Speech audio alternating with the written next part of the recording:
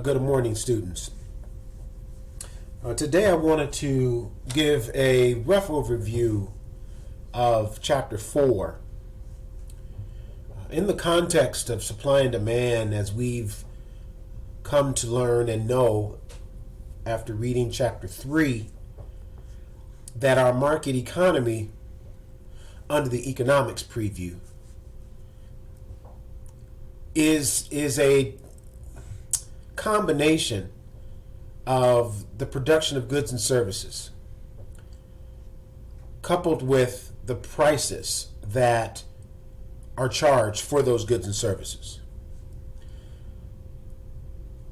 As we consider those two factors, production of goods, prices of those items, we've identified the fact that the supply and demand model gives us a graphical representation to determine the balance. And again, when I use the term balance, to determine balance with regards to what is the optimum price and what is the optimum quantity. And you'll notice I didn't say what is the best price or the best quantity.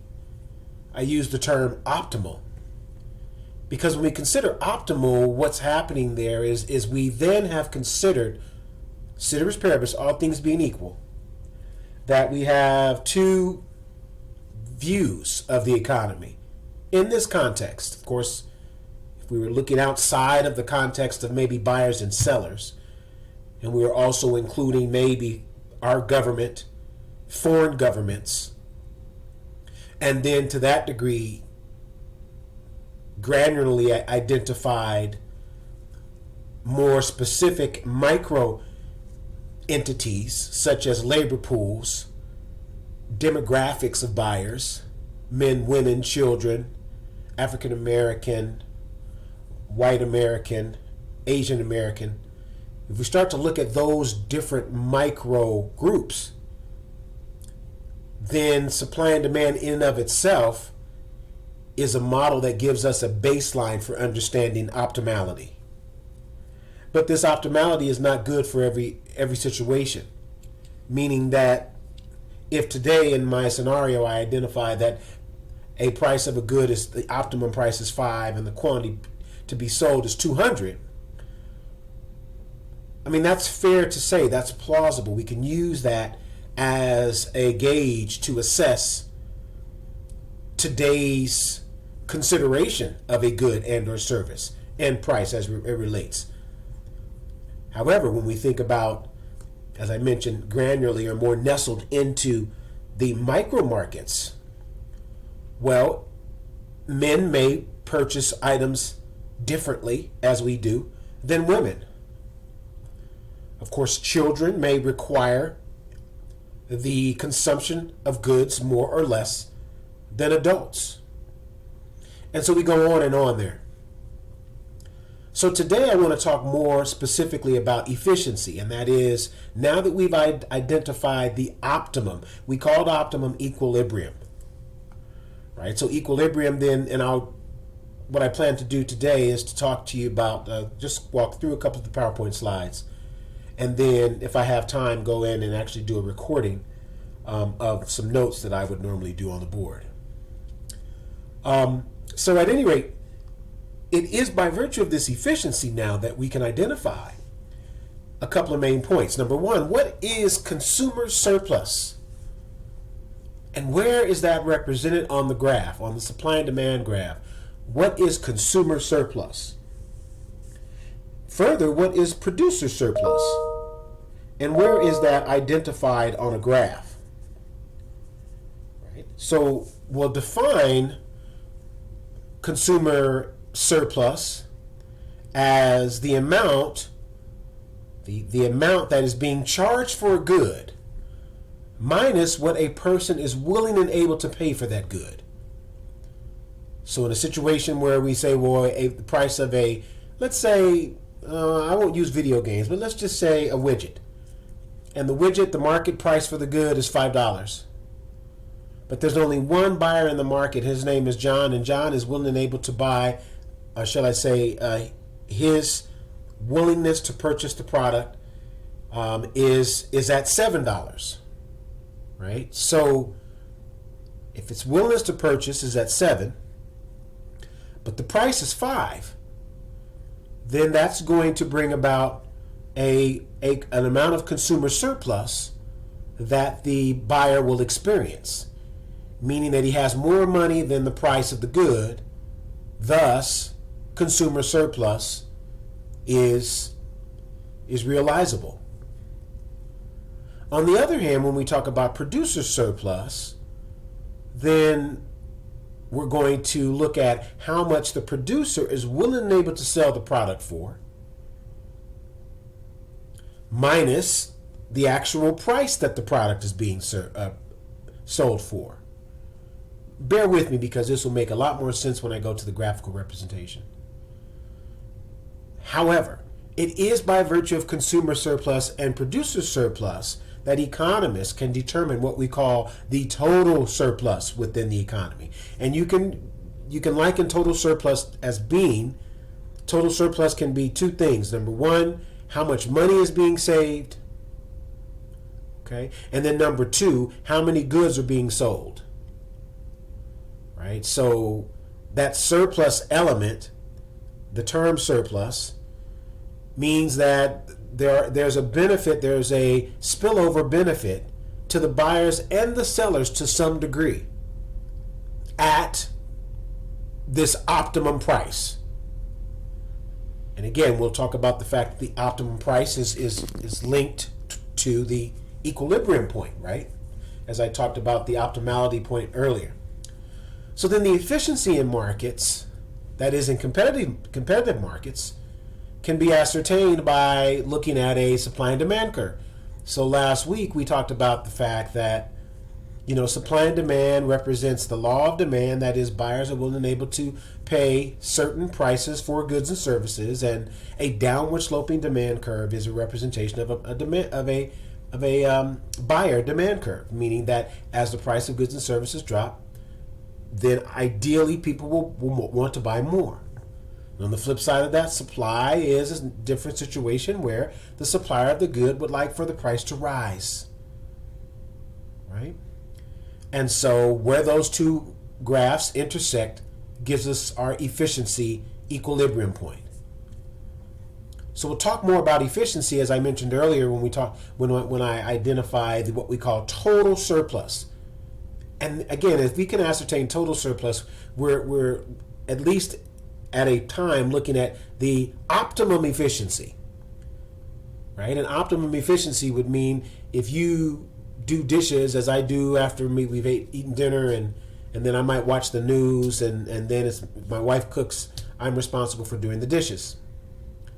So an efficiency point for me is that when I get ready to do the dishes, as long as the dishwasher is empty, then I can efficiently go about rinsing the dishes off and place them in the dishwasher. Yet, if the dishwasher is full, let's hope that they're clean dishes, then my efficiency point is a little bit different, right? Because I've had to consider now more labor as it regards to taking all the forks, knives, spoons out, placing them where they go, the cups, the coffee cups, glasses, saucers, those types of things. So the analogy I use that to say, because again, in this situation, washing the dishes is almost the same as you going out and saying, I'm going to purchase dinner. Or moreover, you saying, I'm going to produce someone's dinner.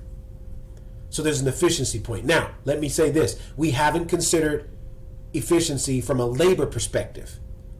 We haven't considered efficiency from a cost of labor perspective or the use of technology, which we'll get into those micro students that are listening to this video in the next couple of weeks.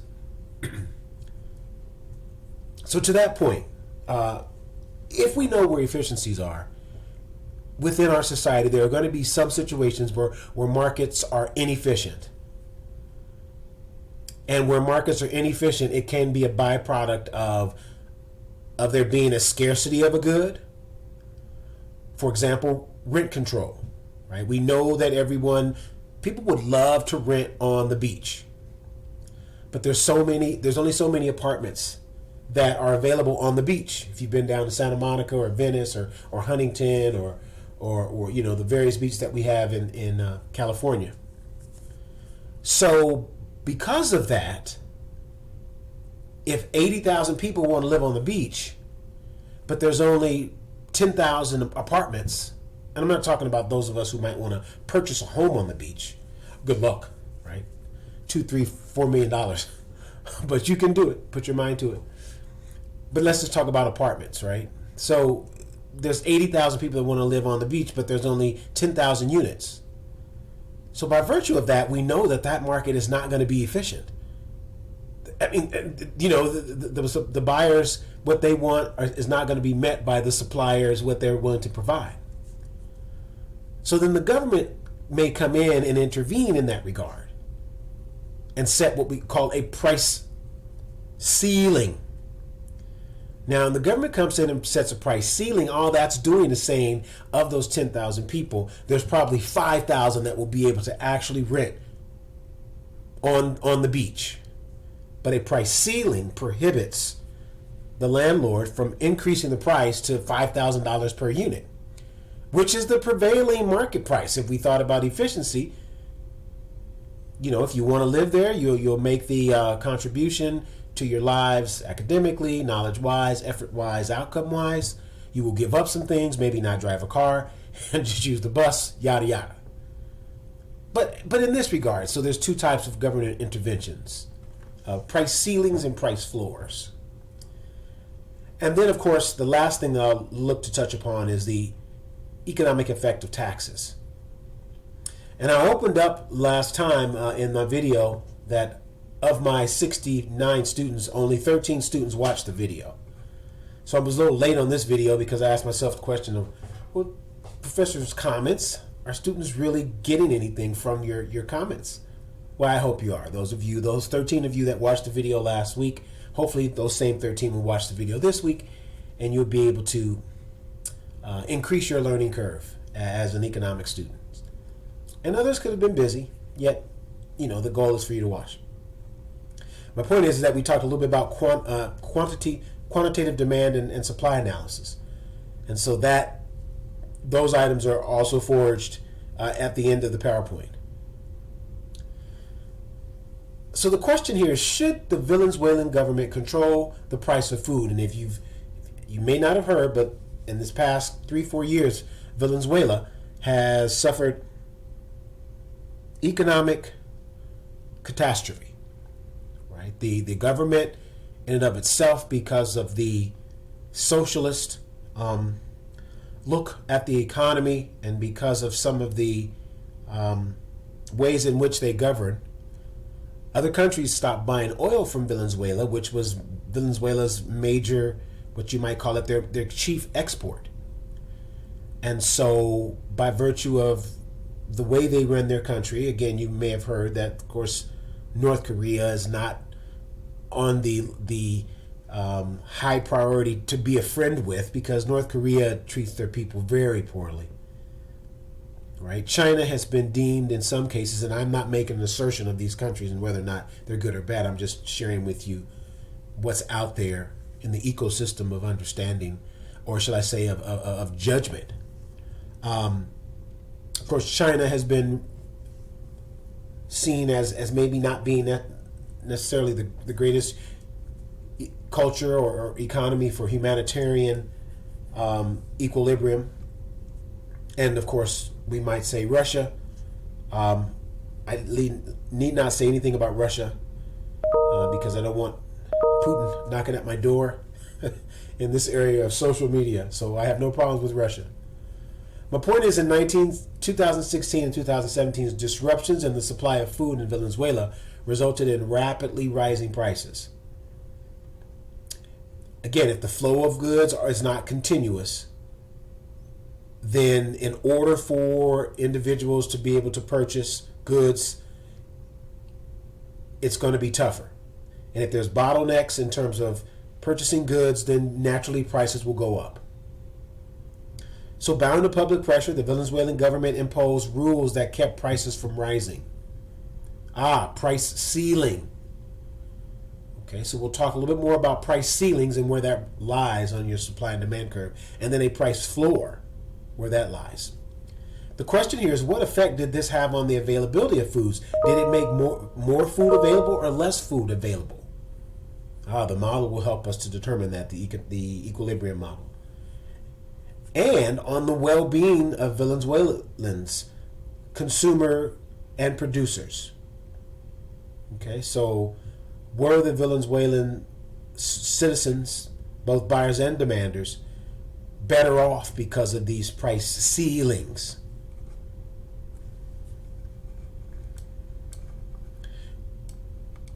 So when you think about consumer surplus in the truest sense, remember I mentioned to you earlier that we're looking at a price that a person is willing and able to pay compared to what the market price would be or is. And of course, this depiction is just that, so bear with me. I'll do a much clearer rendition of this soon. If the price of tea is $3.50 per cup, then in this instance, you would see here that Teresa, Tom, and Terry will all buy a cup of tea. Now, keep in mind that when you look at this from a holistic perspective, basically what we're saying here is that Teresa is willing and able to pay $6 for the good. Tom is willing and able to pay $5 for the good. And Terry is willing and able to pay $4 for the good. But if the good is $3.50, then each of those persons are going to experience what we call consumer surplus. Of course, 6 minus $3.50, $2.50. 5 minus $3.50, $1.50.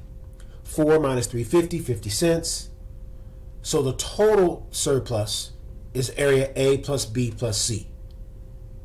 Right? Now we can look at this in two ways. We can look at this from a triangle perspective, or we can look at this just from the total outlay that you see here.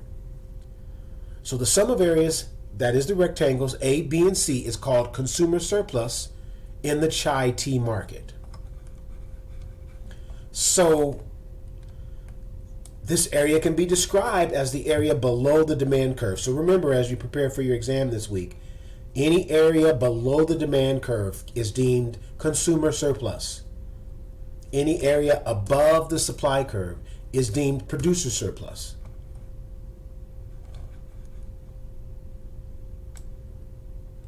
So with this in mind, if the price falls to $3, then Tom, Terry, and Teresa will all gain an additional 50 cents. Thus, the overall consumer surplus remains the area below the demand curve. Yet, it will increase now because the price of previously was $3.50, and now the price is $3. So each person will gain 50 more cents in potential purchasing power. Now, who's going to make off? Who's going to be at the best advantage here? Well, Teresa. Because Teresa was willing and able to pay $6, but now the price of the good is $3.50. Hey, she's making out like a bandit.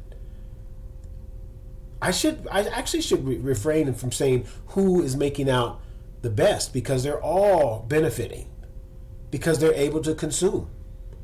So I shouldn't say what's better or worse. Moreover, I might say here that Teresa has more surplus that she can spend on other things. So producer surplus, on the other hand, can be thought of as in much of the same way. That is, it's the difference between the lowest price a firm would accept for a good and the price that it actually receives. What is the lowest price a firm would accept for a good or service? Again, when we think about the lowest, and we can identify that in a moment when we look at the supply and demand curve. Now keep in mind that the marginal cost of producing that good or service basically makes up the supply curve.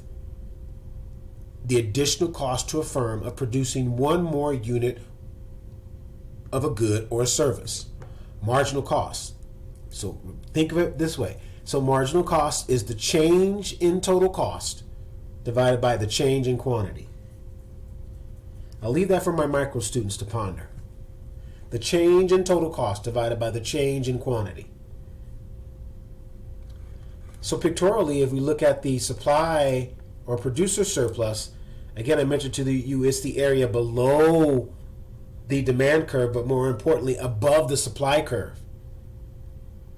And in this rendition, you'll notice here that we have various sellers of our chai tea, seller A, seller B, seller C.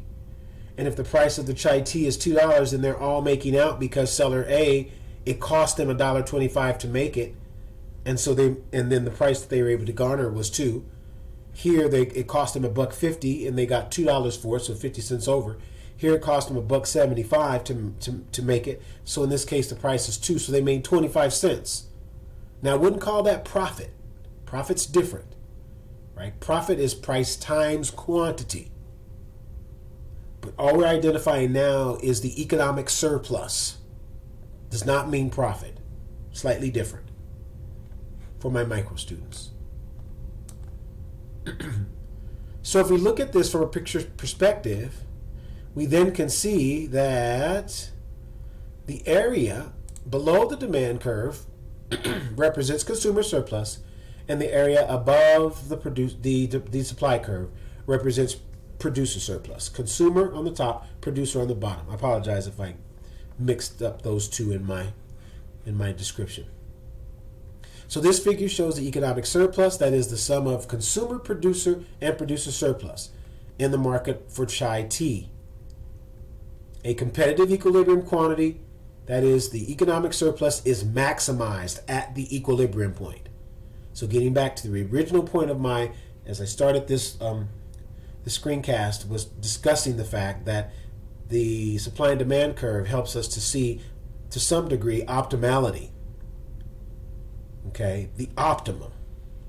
However, this optimum may not necessarily be an optimum for everyone, because you notice here that if the price is $2, there are individual suppliers that are willing and able to sell the price for $3, $4, $5, $6, $7, and so on. So it's not an optimality for them, but it's an optimality for the market as a whole. And some people are going to win, some people are going to lose. Some producers are going to win, some producers are going to lose. So in this concept, please forgive me. Let's go back. Where'd you go? Okay. Our two concepts of economic efficiency result in the same level of output. Okay, so let me go back just one slide. And it talks about, so if we think about efficiency in the market, we can see it in two ways. One, a market is efficient if all trades take place where the marginal benefit exceeds the marginal cost and no other trade takes place. The market is efficient if it maximizes the sum of consumers and producer surplus, i.e. the total net benefit to consumers and firms are equalized, or other words, known as economic surplus. Okay?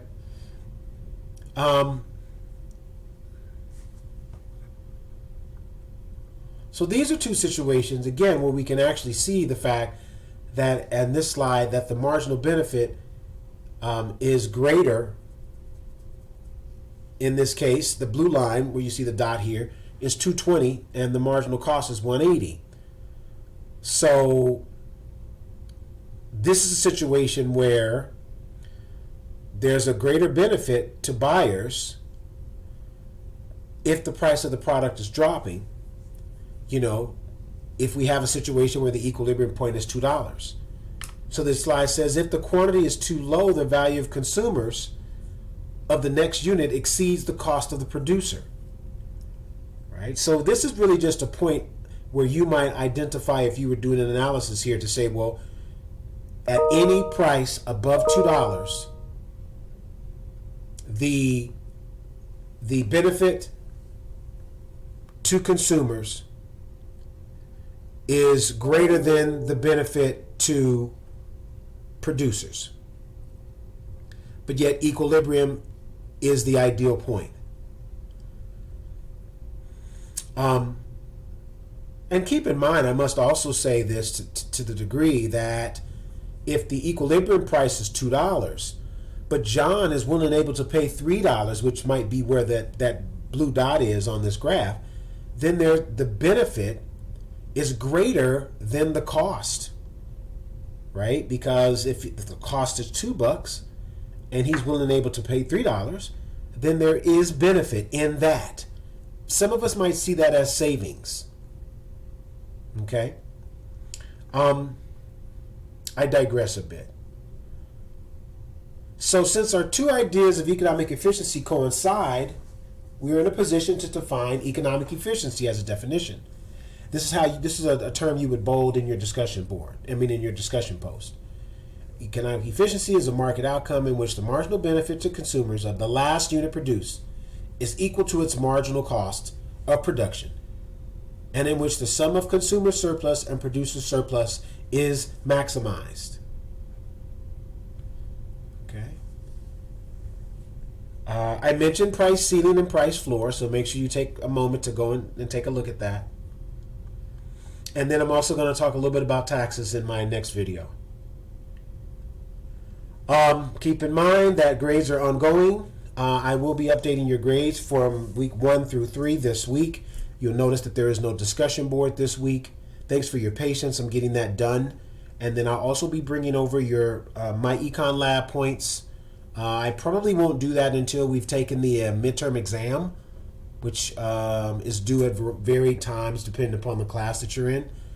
So you'll be able to take a snapshot of your grade in week 5.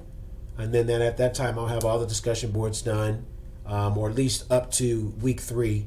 And then I'll also bring over your points from my Econ Lab for viewing. All right, so make sure to reach out to me at henry.young@vvc.edu if you need to talk. If you want me to conduct a screencast or a Zoom, I can do that. Other than that, have a great week and be on the lookout for the next video. Thank you. Have a great day.